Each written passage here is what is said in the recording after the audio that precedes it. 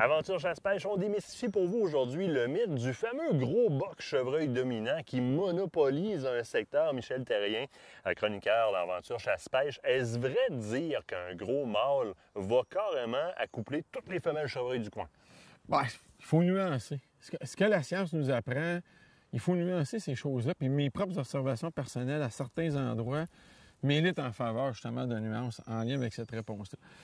Notamment, qu'est-ce qu'on apprend présentement, la science nous a appris ça à cause des tests d'ADN, c'est qu'on sait que maintenant, chez des jumeaux de la même mère, la même portée, là, il va y avoir des fans qui proviennent de deux pères différents. Déjà en partant, le gros mâle dominant qui est là, qui pense avoir eu la gestion totale de cette femelle-là, ne l'a pas eu. Puisque dans les résultats de tests d'ADN, certaines recherches qui ont été faites aux États-Unis, puis dans plusieurs recherches qui ont été faites, on avait l'ADN des mâles, mettons, on avait les séquences d'ADN, le génome de 16 mâles, d'une trentaine de femelles, puis on faisait le suivi pendant 50 ans en fonction des bébés qui naissaient. Fait qu'on savait qui étaient les mâles accoupleurs. Puis dans ce segment-là, notamment en Georgie, là, une étude qui a été faite, on avait des mâles qui avaient été pré-identifiés comme ayant des panaches trophées. Là. On avait même pris les mesures Bowen Crockett pour les identifier. Puis on se disait normalement, compte tenu de qu'est-ce qu'ils ont de l'air, qu'est-ce qu'ils exhibent, ils doivent faire partie, logiquement, du cadre où il y a le plus d'accouplement. Mais l'étude, c'est pas ça qu'elle a conclu. C'est qu'au sein des communautés de chevreuils, des mâles chevreuils, il y avait des chevreuils qui semblaient des mâles mid-size, là, un chevreuil de 180 livres, là, 8 pointes standard, 18 pouces, là, qui semblait toujours à bonne place au bon moment.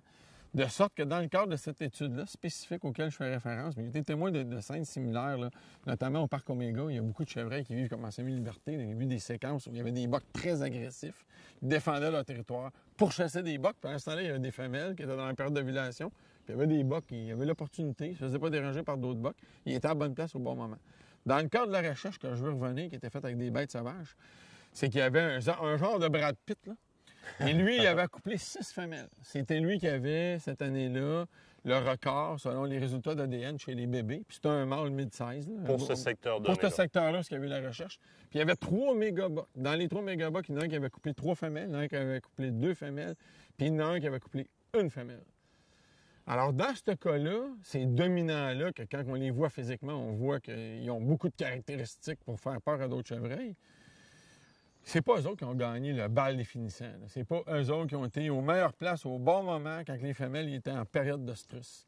Fait qu'il y a beaucoup de choses qui se passent dans le bois.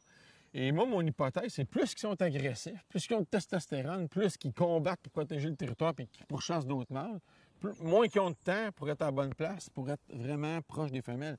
Puis l'autre affaire, il faut que le boc il soit absolument au bon moment des femelles. T'sais, si le dominant il est avec une femelle au moment où c'est moins pertinent, bien peut-être que la rencontre ultime pour la fécondation ne se fera pas avec ce chevreuil-là. Voilà. Fait que quand ils ont l'organe de Jacobson, ils s'ouvrent la gueule, ils sont à bonne place au bon moment, puis les gros bocs sont pas toujours aux mêmes places. Et il peut arriver un chevreuil au bon moment, puis lui, il sait comment pourchasser les femelles.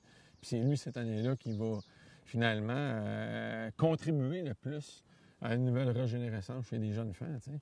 Fait que c'est intéressant ces recherches-là parce que tu peux pas vraiment t'ostiner. Ah non, là, c'est des preuves d'ADN, c'est des génomes. Fait que, à ce moment-là, ça nous permet de démystifier un paquet d'affaires qu'on entend souvent des creences populaires. T'sais. Ah oui, puis on sait depuis un petit bout de temps maintenant, grâce à ce genre d'études-là, justement, je fais référence à ce que tu disais tout à l'heure, qu'une même femelle va se faire accoupler par 2 bocs différents, va donner naissance à un bébé, à un fan qui vient d'un des 2 bocs et l'autre fan qui vient de l'autre boc, donc qui va transférer son génome à chacun des 2 bocs à partir de la femelle. Ça, c'est déjà au niveau de la diversification de la génétique sur un territoire génial. Puis écoute, tu démystifies d'un autre côté en faisant référence à ces études-là.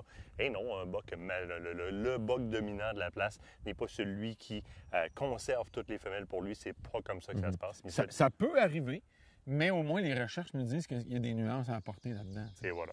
Merci beaucoup, Michel. Ça me fait plaisir.